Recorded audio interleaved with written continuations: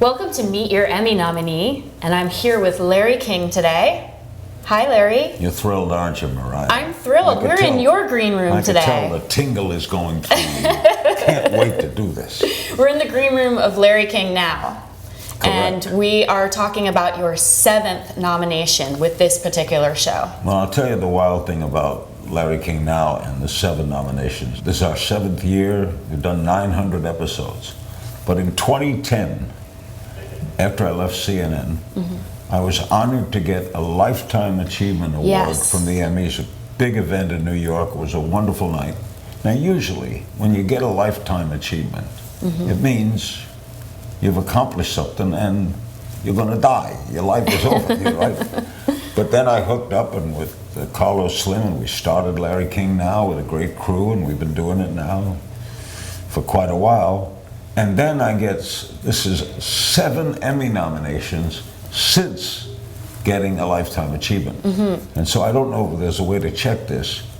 Did anyone get a Lifetime Achievement Award and get 7 Emmys? Did anyone win an Oscar and get 7 Oscar nominations after the Oscar? You know, the Lifetime Achievement is, no, Oscar's a bad example. Lifetime Achievement from the Academy.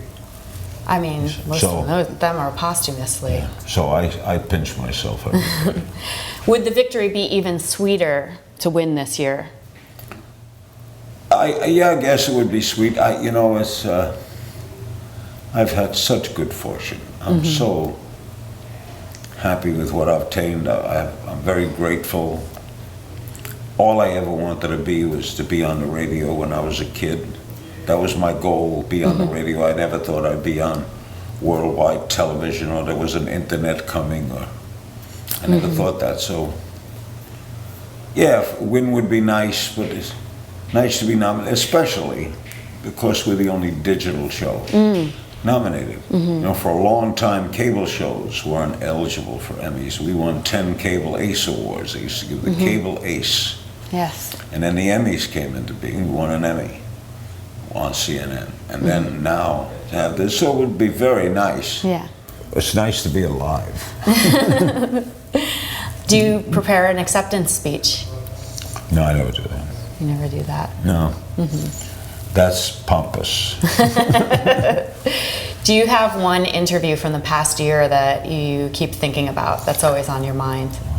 Not always on my mind, because usually when I finish, I just did an interview today, that was the subject. I totally concentrate on that. I'm totally into it. And then once it's over, I go to the next. Gotta clear it so away. I never dwell on a subject. Now, the subject we're nominated for is Caitlyn Jenner. But that was a very interesting day. You called yourself a Republican in the past. Some people are angry at that. You voted for Trump, didn't you? He was I was a Republican and he was our candidate. Has he disappointed you? In some cases he has, in some cases it's been okay. Gorsuch with the Supreme Court, things like that are, I think, the right move for our country. But yeah, he has disappointed me in some ways. This whole health care deal, if you're on the conservative side, I want the federal government out of health care. I believe in a little thing called the Constitution, you know. But Trump has said in the past he was in favor of a single-payer health system. He did say a long time ago, yes, he did. Then he kind of switched. He's become a typical politician. That was a very interesting day because I knew Bruce Jenner very well, interviewed him many times. Great athlete and a great guy, a great person. No idea that he had a woman inside a man's body. And that was a very thoughtful, very interesting interview.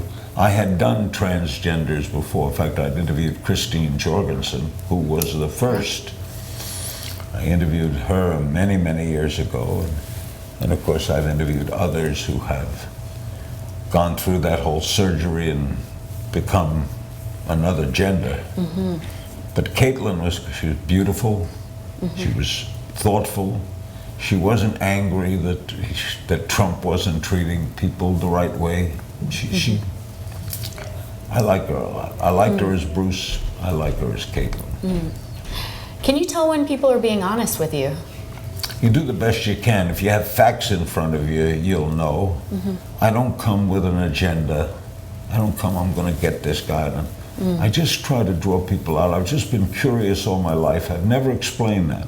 All right, I just been, my friends, we'd go to baseball games with kids, and they would all want autographs. And I never was interested in autographs. I wanted to ask questions. So the player would come out after the game and I would go, well, why did you bunt? Why'd you do this? What happened in the seventh inning? It still amazes me that this curiosity never leaves me. In other words, if we had more time, I want to know all about you. I want to know all about the guys here. Why does a pilot want to fly a plane? Why does a bus driver get out of driving a bus? What do you... And I put yesterday's away and tomorrow is the next one. And so that keeps me going. I'm 84 years old. My father died when he was 46. I was 9. I never thought I'd live past 46. I've had a heart attack, heart surgery, early stage lung cancer. Beat them all. Yeah, that's wonderful. But the two things I've never had for someone of my age. Never had a backache. Wow. Never. That's impressive. And never had a bad headache. Never had a bad headache. That's very... But and then I'm also surprised how young people know me.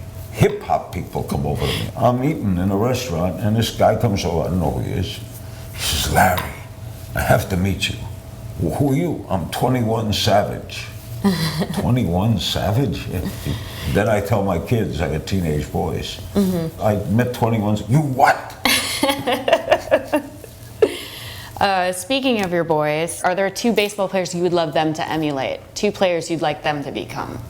I'd like them to become Jackie Robinson, who I knew well. I saw his first game. I interviewed him twice.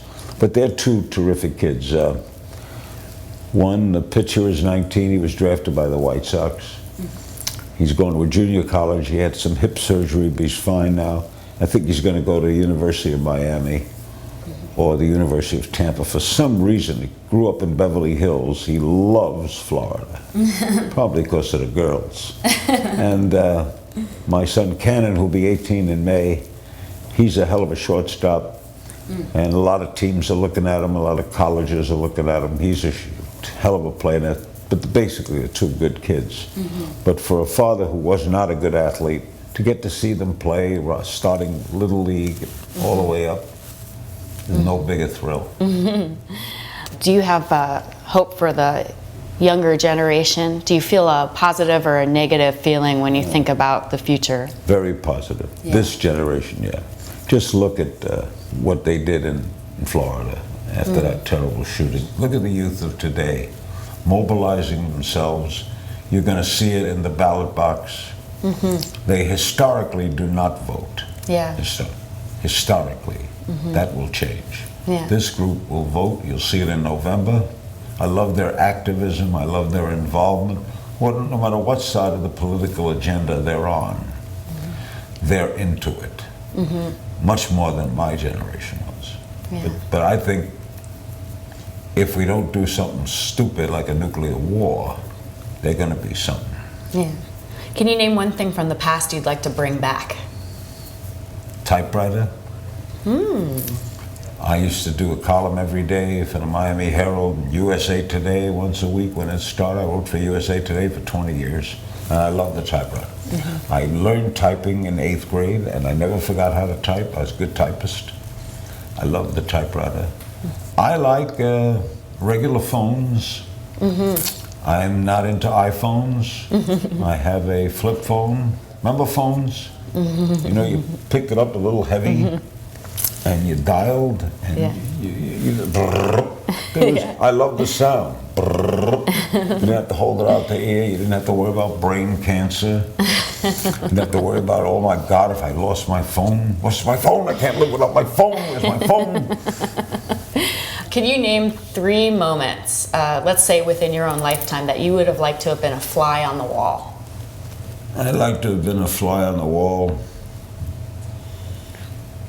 the day Harry Truman, the president, decided to use the atomic bomb. What that meeting must have been like. I'd like to have been a fly on the wall during the Cuban Missile Crisis. To be in the White House, Kennedy, his brother Robert, and all these problems and missiles in Cuba, what was going to happen. And I'd like to be a fly on the wall at every meeting I was ever at when I walked out to hear what they said about me. That's great. Last question to you. Could you look into the camera and invite one person onto your show right now? The person I would like to interview now would be Angela Merkel. I call her Anna Merkel because I'm American. I never knew anyone named Angela. The president of Germany, who may be at this moment the most powerful woman in the world. Certainly influential, certainly kind of progressive with her view on immigrants and Anna Merkel running the country that Hitler ran. What a change. Wow. Larry King, thank you so much. Thank you, Mariah. Have a good day. They call the wind Mariah. Thank you.